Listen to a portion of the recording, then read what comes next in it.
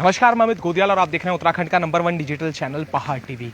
तो आज सीधे पहाड़ टीवी की जो टीम है वो रामनगर पहुंची हुई है। लगातार कि जैसे आपको मालूम है कि लगातार पहाड़ टीवी यूके SSSC जो वीडियो पेपर लीक मामला है उसको प्रमुखता से उठा रही है, और उसी की अगर हम बात करेंगे तो आपने देखा कि किस तरीके से लगातार STF गिरफ्तारी कर रही है।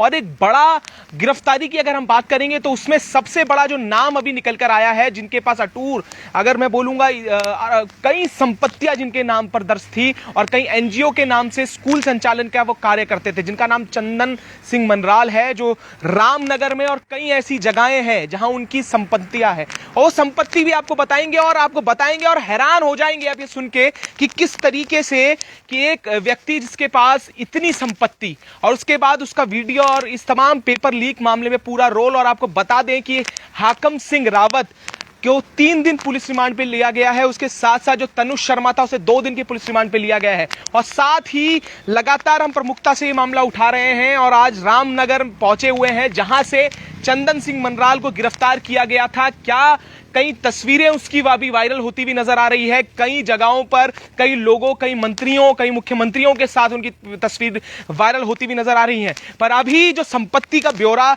STF ने दिया था, उसके अलावा चंदन सिंह मनराल किस तरीके से जो रामनगर में संपत्ति कब्जाने का कार्य करते थे वो भी आपको जरूर बताएंगे कि किस तरीके से कार्य होता था, क्योंकि हमारे साथ ऐसे कई लोग हैं जिनकी संपत्ति पर जो चंदन सिंह मनराल है इन्होंने कब्जा किया और किस तरीके से पूरा प्रकरण रहा वो भी आपको जरूर बताएंगे। तो हमारे साथ मौजूद है कविंदर सैनी, जिनकी भूमि पर किस तरीके से और कितना प्रभाव चंदन सिंह मनराल पूरे कुमाऊं क्षेत्र में रखता था वो भी आपको उनकी जुबानी सुनाएंगे। तो हमारे साथ कविंदर सैनी है। कविंदर जी, पहले तो स्वागत है आपका पहाड़ टीवी पर, और सीधे सवाल आपसे करूंगा, कितना प्रभाव और क्या चीजें थी और किस तरीके से पूरा प्रकरण रहा, बताएं।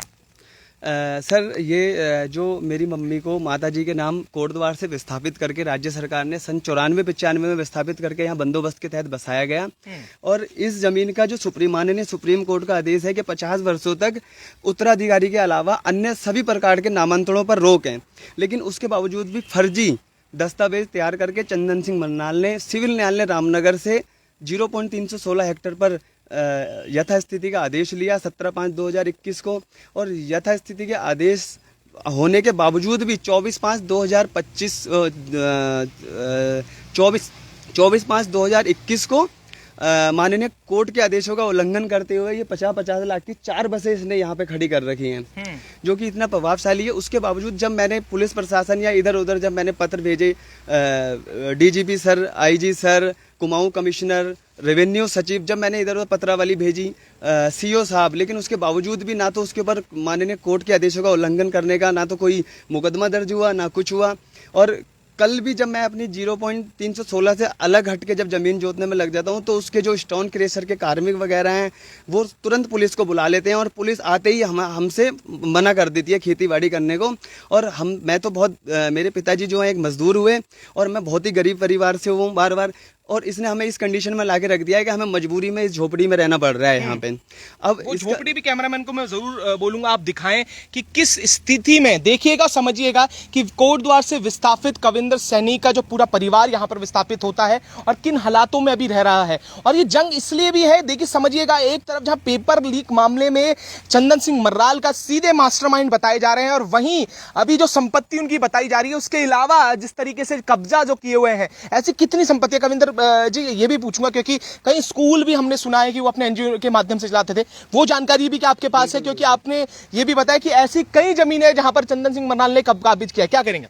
जो एक्चुअली जैसे पुरानी फिल्मों में आपने देखा होगा विलन टाइप का गुंडे जब वगैरह जो पिक्चरों में होते हैं, सेम इसका यहाँ है। इसके सामने कोई नहीं बोलता, प्रशासन के लोगों को कई बार सूचना दी, उसके बाद बसें नहीं हटी। ऐसी 500 मीटर दूरी पे आगे जाएंगे तो लिप्टिस के पेड़ है, वहाँ पे भी इसने ऐसी जमीन में कब्जा कर रखा है। इधर 16 नंबर पड़ता है, वहाँ देखो एक NGO टाइप का है, वहाँ पे भी कब्जा करके एक स्कूल टाइप का बना रखा है।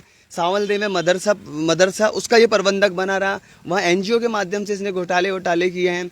और 2016 वाली, मैं ये नहीं कहता कि आप पर्सनली भाजपा सरकार में, मतलब सरकार कोई भी हो, लेकिन इसके संबंध हर मुख्यमंत्री से हो जाते हैं, चाहे कांग्रेस का हो चाहे BJP का हो, कहीं भी, मतलब इतना प्रभावशाली है कि अधिकारी भी सुनने को राजी नहीं होते कहीं ना कहीं। तो अब ये जब मैं प्रशासन को दिखाता हूँ कि ये सुप्रीम कोर्ट के आदेश हैं, उसके बावजूद भी इसके नाम कैसे चढ़ा, ये करा, जबकि इस मामले में एसआईटी जांच भी हो गई है। एसआईटी जांच तत्कालीन डीएम श्री दीपक रावत जी ने की थी उस टाइम, और संयुक्त जांच भी हो गई है। और जिन लोगों ने ये प्रपत्र फर्जी तैयार किए थे उसमें मोहन सिंह सर्वे नायब तहसीलदार, जाकिर जब्बार अली, ये सब सस्पेंड हुए। इनके खिलाफ रामनगर कोतवाली में मुकदमे दर्ज हैं। लेकिन उसके बावजूद भी अगर हम यहाँ मकान या आवास बनाने की तैयारी करते हैं तो पुलिस तुरंत आके हमें अपनी जमीन पे भी आवास नहीं बनाने देती। लास्ट में मजबूरी में यहाँ बरसात, जंगली जानवरों का आवागमन रहता है, बाघ, तेंदुआ वगैरह, हमें झोपड़ी में रहने को मजबूर। बीच में रात को कभी बदमाश भेज देता था, कभी कुछ भेज देता था। कई बार मेरे पे फर्जी झूठे मुकदमे पंजीकृत कराने का प्रयास भी किया गया था, जिसकी सूचना मैंने तत्कालीन जैसे मुझे अभाव हुआ और कुछ लोगों ने मुझे बताया तो मैंने तत्कालीन SHO रामनगर चौकी इंचार्ज को भी दी, जिसके बाद में मेरी प्रतिलिपियां हैं, जो कि पूरी फाइल मेरे पास पूरी फाइल है इसके, सुप्रीम कोर्ट से लेके नीचे तक का डायरेक्शन है। लेकिन उसके बावजूद भी मेरी प्रशासन सुनने को तैयार नहीं है। कल रात भी मैं जब रामनगर नायब तहसीलदार मिश्रा जी से आदेश करा के लाया तो इन्होंने क्या करा, SI चौकी सवाल जवाब करके एक गलत, जबकि स्टे जो है 0.3 से 16 पे है, और कोर्ट से इन्होंने क्या करा, जैसे भी कराया, जो भी कराया 0.717 पे करके दे दिया। लेकिन आज मैं लेके आया हूँ वो 0.316 पे ही है, और मैंने उस पर लिखवा भी लिया सर्वे नायब तहसीलदार रामनगर से। उसके बावजूद मैंने जब पीछे को अपनी खेत 0 स्टे वाली ज़मीन को छोड़ के जो बाकी 0.401 हेक्टेयर है वो जब जोतने का प्रयास किया तो रात को फिर मुझे फ़ोन और इधर लड़के बदमाश टाइप के लोग भिजवा के यहाँ पे और मेरे पे अनावश्यक दबाव डाला गया। अब देखिए, अभी ये सुनिएगा, अभी समझिएगा, और इसके अलावा चंदन सिंह मराल के और क्या क्या यहाँ पर अवैध रूप में जो कार्य करता था वो भी आपको जरूर बताएंगे।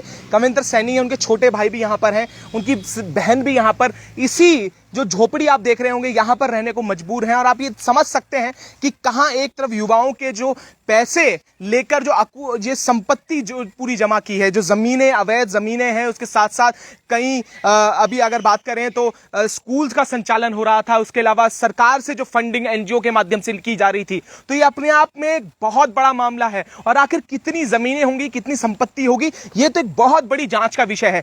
पर उनके छोटे भाई है, क्या नाम है आपका? प्रमोद सैनी सर। आप भी यहीं रह रहे हैं इसी झोपड़ी में? बिल्कुल सर। किस तरीके के हालात नजर आते हैं? आप भी पढ़ने वाले होंगे, कितनी उम्र है पहले बताएं? पढ़ाई लिखाई छोड़ के सब कुछ यहाँ बस एक अपने घर की स्थिति को देख के यहाँ रहना पड़ रहा है। खाली इतनी सारी चीजें कि हमारी पढ़ाई, उच्च शिक्षा नहीं हो पा रही। हमारा जहाँ मतलब पूर्व निवास है वहाँ हम नहीं रह पा रहे। हम अपनी शिक्षा को छोड़ के यहाँ ऐसी झोपड़ी में निवास कर रहे हैं। प्लस आए दिन इसके जो भी साथी हैं आके हमें यहाँ डराना धमकाना लगातार यूं ही बना पड़ा है। उसके माध्यम से तब भी अगर कोई सूचना दो उससे तब भी उनके ऊपर कोई कार्रवाई नहीं होती।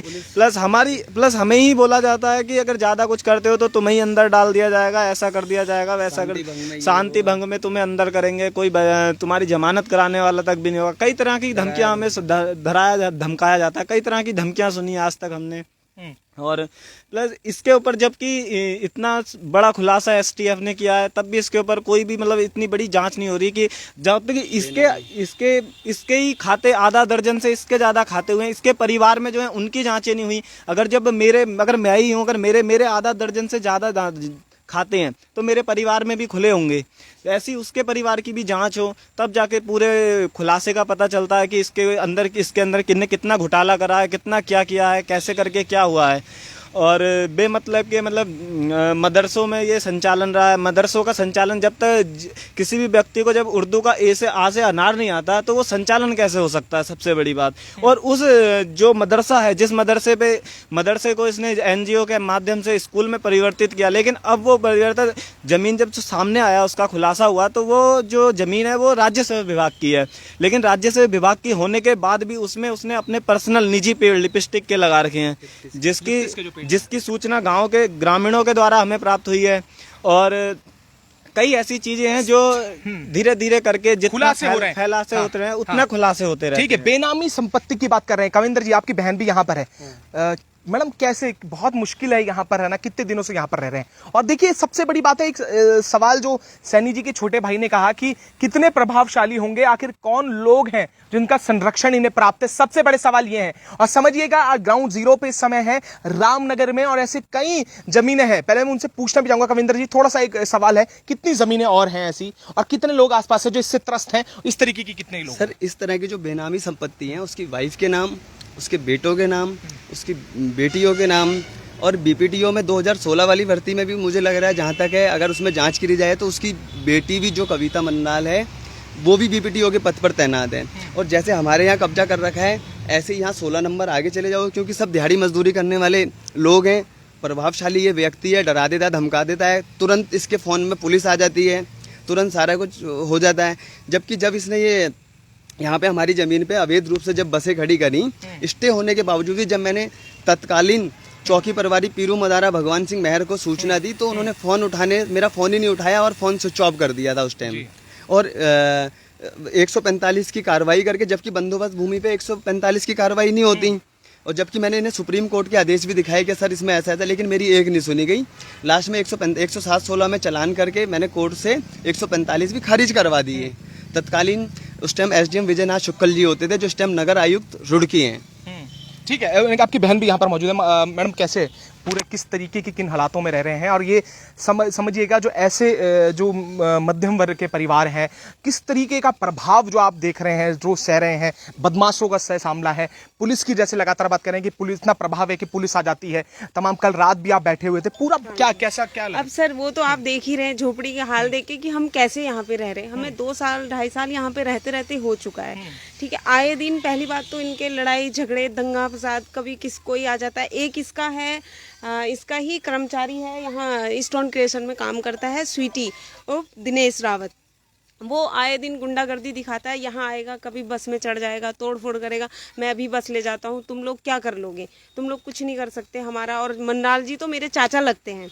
ठीक है, इस चीज़ का वो देके अभी परसों ही हमने खेत जब जुताई करी, वहीं पे डंडे उंडे लेके वहीं पे खड़े थे। वो तो मेरे भाई लोग हैं, जरा मैं उनके साथ रहती इसलिए लोग कुछ नहीं कर पाते इनको। अगर यहाँ से बाहर अगर जाते हैं तो इनको तब भी खतरा है, इन लोगों से इनकी जान माल का इनको खतरा है, क्योंकि वो तो इतना बड़ा आदमी है, वो कुछ भी कर सकता है। लेकिन हम बहुत गरीब फैमिली से हैं, ऐसे हम रह रहे हैं ना, हमारे पास यहाँ रहने को कुछ है ना, कुछ खाने का सही से है ना, पीने का अभी टॉयलेट बाथरूम का है। अगर हम सोचे कि हम बनाए यहाँ पे तो वो भी नहीं बना सकते, हम जंगल जा रहे हैं। ऐसे लैट्रिन बाथरूम के लिए तक मेरे को मैं लेडीज होके, एक महिला होके मुझे बाहर जाना पड़ रहा है। लेकिन उस डर की वजह से हम यहाँ पे अपनी ही ज़मीन में, किसी और की नहीं, अपनी ही ज़मीन में कुछ नहीं कर पा रहे, और वो हमारी ज़मीन पे होके अपनी बसें खड़ी कर दे रहा है, कभी कुछ कर दे रहा है, कभी गुंडों को भेज दे रहा है। लेकिन हमारी कोई भी कहीं भी कोई सुनवाई नहीं है, ना ही पुलिस प्रशासन में है, ना ही कहीं। हम जाते हैं पुलिस प्रशासन में भी जाते हैं तो अपने फर्जी दस्तावेज दिखा के हम लोगों को ही वापस भेज देते हैं कि अगर तुम लोगों ने कुछ भी किया तो हम तुम्हें अंदर डाल देंगे,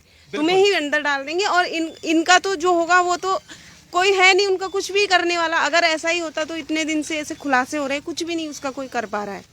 ठीक है, तो ये भी देखिए, ये हाँ कि मुझे बस यहाँ से मुझे बस इंसाफ चाहिए, मुझे कुछ और नहीं चाहिए। ना ही मैं किसी की ज़मीन पे बैठी हूँ, मैं अपनी ज़मीन पे, अपने पिताजी की ज़मीन पे बैठी हूँ। ना ही ये चंदन मंडाल की है, ना ही किसी और की है। मुझे किसी से कुछ, ना मुझे उससे कोई दुश्मनी है, ना ही मेरा उससे कुछ वास्ता है, लेकिन मुझे मेरा अधिकार मिलना चाहिए बस सर। बिल्कुल, और ये सबसे बड़ी बात है। देखिए, एसटीएफ की पकड़ में चंदन मंडाल आया है, कितनी कड़ियां भी जुड़नी है वो तो देखने वाली बात होगी, पर समझिएगा कि ऐसे प्रभावशाली जो व्यक्ति हैं, आखिर इन पे कार्रवाई कब होगी। और इसके बाद जैसे जिस तरीके से एक बड़ा आरोप लगाया है कि उनकी जो बेटी है, चंदन मंडाल की जो बेटी है, वो भी इस समय वीडियो पद पर तैनात है, क्या उसके ऊपर भी कार्रवाई? और कब से ये सिलसिला जारी है, ये भी देखने और समझने वाली बात होगी कि आखिर इन कड़ियों को जोड़ते हुए जब चलेंगे तो कहां तक। क्योंकि सीधे तौर पे ये आरोप भी लग रहे हैं कि हाई लेवल जो मंत्री और जो पूर्व के बड़े नेता जो हैं, उनका सीधा हाथ इस भर्ती में भी घोटाले और पेपर लीक में हो सकता है। वो तो आगे आगे जब कड़ियां जुड़ेंगी उसमें साफ निकल कर आएगा। पर सीबीआई की जांच लगातार जो युवा है वो इस समय कर रहा है। तमाम जो विधायक हैं, भुवन कापड़ी हो गए, उमेश कुमार हो गए, वो लगातार ये मांग कर रहे हैं कि इस पे सीबीआई की जांच होनी चाहिए। साथ ही कविंदर जी कुछ कहना चाह रहे हैं, वो भी आप समझिएगा कि आखिर जो ये चेन है कहां तक जाने वाली है, कहां तक ये चेन होगी, ये भी देखने वाली बात होगी। कविंदर जी क्या कह रहे हैं? मैं सर कल कह रहा हूँ अपनी इस भूमि के संबंध में, क्या कल जब हमारा स्टे आ गया था 17/5/2021 को, तो कल ये फर्जी दस्तावेज तैयार करवा के, जबकि 0.316 हेक्टेयर पर कब्जा है, यहाँ 0.717 हेक्टेयर पर ज़बरदस्ती थी, जबकि ये स्टे भी नहीं है, तब भी पुलिस इसे मान रही थी। जबकि फिर मैंने तत्कालीन नायब तहसीलदार मिश्रा जी से लिखवा के चौकी प्रभारी को दिया, तब जाके मैंने ये करी। अब ये राजनीतिक दबाव में, या वो पहले यहाँ अटैचमेंट थे, कल ही उनका बागेश्वर ट्रांसफ़र भी हो गया है कल भी। और ये 0.717 पर है। जब आज मैं 23/8 को लाया हूँ तो ये न्यायालय से ही मुझे भी जी हाँ करके दे दिया, ये भी जी हाँ करके दे दिया, और इसमें सीधा इसमें दे रखा है 0.316 पर, जो वास्तविक में कब्जा है, जो आदेश है। लेकिन सर अब मैंने जब इस संबंध में चौकी इंचार्ज महोदय को बोला कि सर ये आपको भी गुमराह कर रहा है और मुझे भी गुमराह कर रहा है, इन पर कार्रवाई होनी चाहिए, तो चौकी इंचार्ज साहब ने मेरी एक नहीं सुनी, मेरे से उल्टा ये बोला कि मुझे क्या गुमराह कर रहा है, गुमराह तुम्हें कर रहे हैं। लेकिन उसके बावजूद भी हमारी कोई सुनवाई नहीं होती। पूर्व में मेरे ऊपर फर्जी मुकदमे 376 का लगवाने का इन्होंने प्रयास किया, जिसमें पूर्व में यहाँ महिला एसआई पूजा मेहरा जी थी, जो वर्तमान में इस टाइम नैनीताल राजभवन या काला ढोंगी, मुझे समथिंग पूरा कंफर्म नहीं पता, काला ढोंगी थाने में या राजभवन में नियुक्त हैं इस टाइम। तो उस टाइम भी इन्होंने षड्यंत्र रचा मेरे खिलाफ, लेकिन ऊपर वाले की कृपा से और आशीर्वाद से सारे लोग गलत नहीं होते पुलिस विभाग में भी, और सारे लोग सही भी नहीं है। अगर सही होते तो फिर ये बसों को सीज होती या ये बसें हटाई जाती यहाँ से जो हमारी भूमि पे लगी हैं, लेकिन कोई सुनने को हमारा राजी नहीं है। और इसने तो इतना आतंक मचा रखा है हमारी अपनी भूमि में। यहाँ बहन है, मेरी माता जी भी रहती हैं यहाँ पे, और ना हम यहाँ शौचालय बना पा रहे हैं, ना हम यहाँ पे बोरिंग करा पा रहे हैं अपनी ही ज़मीन में। जबकि आप शुरू से लेके अब तक की देखोगे तो मेरी माता जी के नाम में भूमि है पूरी, A to लेके Z पूरे कागज। जबकि माननीय सुप्रीम कोर्ट के आदेशों का भी उल्लंघन किया जा रहा है। जब माननीय सुप्रीम कोर्ट ने 50 वर्षों तक सभी प्रकार के नामांतरणों पर रोक लगा रखी है, तो ये तो प्रशासन, नैनीताल जनपद के जो भी प्रशासनिक अधिकारी हैं, उन्हें इस आदेशों का अनुपालन करना चाहिए। लेकिन उसके बावजूद भी मेरी एक नहीं सुनते।